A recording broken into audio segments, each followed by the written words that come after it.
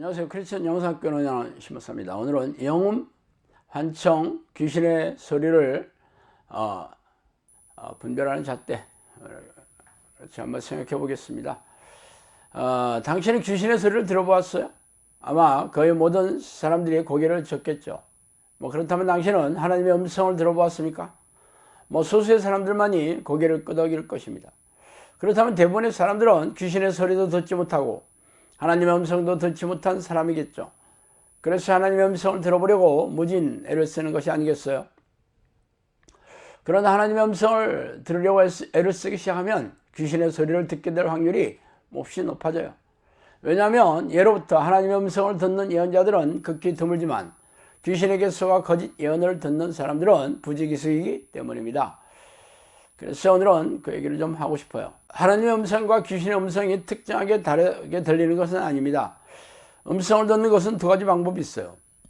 사람의 입을 통해 음성으로 이렇게 듣게 되는 것이죠. 말하자면 사람이 어떤 영에게 사로잡혀 입을 빌려주는 것이라고 보면 됩니다. 이런 경우에 자신의 의지와 상관없이 말을 하게 되죠. 그러나 이런 경우는 참 극히 드문 일이에요. 저는 두 가지 모두를 경험해 보았기 때문에 이 현상에 대해 잘 알고 있습니다.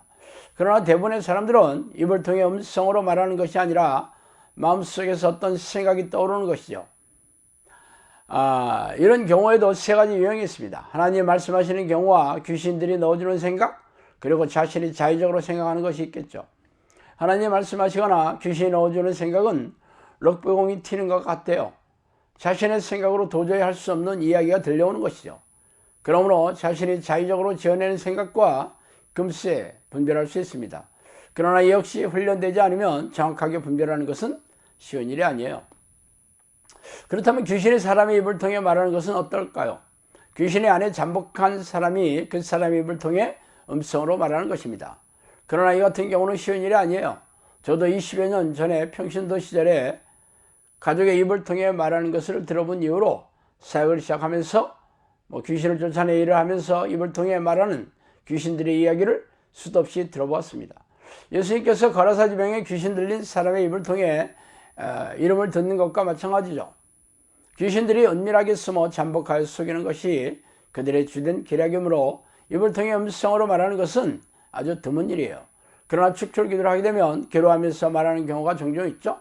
그때 그들이 말하는 내용은 그동안 잘 속더니 이제는 안 속는다는 푸념에서부터 나가겠다고 약속한다거나 남아있는 귀신들에게 작별 인사를 하는 것까지 아주 다양한 얘기를 해요.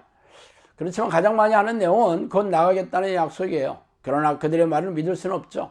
그들이 나가겠다고 약속한다고 해서 나가는 것이 아니라 정말 고통스러워 견딜 수 없다면 그때 나가기 때문입니다.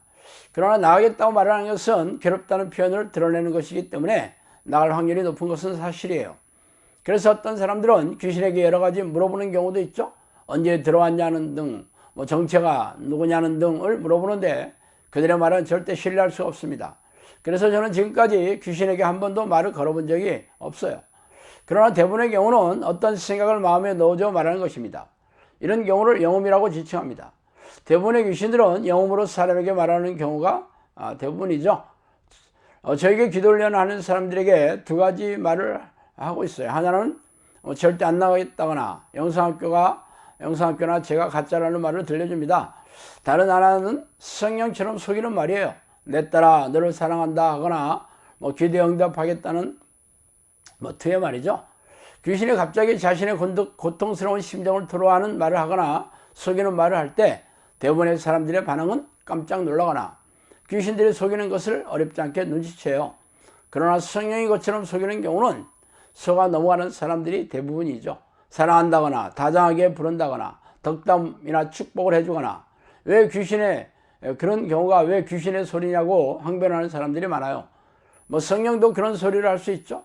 그러나 성령이 내주하지 않았어. 기도훈련을 하는 사람들에게 성령이 갑자기 나타나 그런 말을 해주는 경우는 거의 없습니다. 또한 성령이 말해준다면 성령이 내주하는 다른 증거가 빈번하게 나타나야 하겠죠. 그러나 기대의 능력이나 성령의 증거, 열매가 없는 사람이 오직 성령이 달콤한 목소리로 덕담을 들려주었다면 필시 귀신이 속이는 경우라고 보면 틀림없습니다. 저는 기도훈련을 시작한 사람들이 혹독하게 기도를 하면서 기침, 침, 가래, 구토, 헛구역질, 트림, 배변, 방귀 등의 약한 귀신이 나타나는 그런 현상이 발견되면 영상교회 와서 축출 기도를 받으러 갑니다. 이런 현상은 약한 귀신들이 하금령이죠. 하금령의 귀신들이 무서워서 도망치는 현상입니다. 약한 귀신이 잠복해 있다면 필시 센 놈도 있기 마련이죠. 이렇게 귀신들이 잠복해 있는 현상을 보이는 사람들에게서 갑자기 성령이 덕담을 해준다면 성령이 말씀하실 수가 없겠죠. 그러므로 이는 귀신이 속여 말해주는 것이 틀림없습니다. 저는 성령이 입을 통해 말하는 것을 경험했고 오랫동안 영으로 말씀하시는 것도 들어보았습니다. 그러나 귀신들도 똑같이 하는 것도 경험했습니다. 그래서 목소리로 분별할 수 없고 미래를 말하는 내용으로 분별하기도 어려워요. 다만 말하는 내용이 다릅니다. 이렇게 말하는 성령과 귀신이 얘기하는 내용이 다르다는 것은 여러 경험을 통해 알게 되었어요. 성령께서는 대부분 영혼 구원을 하거나 하나님의 나라를 확장하는 분야에 대해 말해주시는 반면에 귀신들은 호기심을 만족해주거나 유익을 구하는 내용들을 말해줍니다. 말하자면 점쟁이처럼 시시콜콜한 일상에서 일어나는 정보나 사건들을 말해줘요.